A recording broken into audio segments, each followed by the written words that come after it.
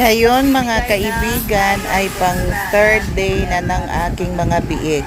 So ang ginagawa ko ay nagtuturok ako ng iron dextran 1 ml kada biik para maiwasan natin ang pagkabansot sa mga biik. Ayan. 1 ml lang yung ibibigay. Pwedeng iturok natin sa neck or sa legs, basta intramuscular IM yung pag-inject sa laman talaga yung pag-inject ng iron.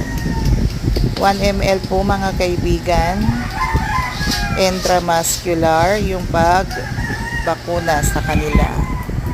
Pang third day nila ngayon, July 13, 2025. Thank you mga kaibigan.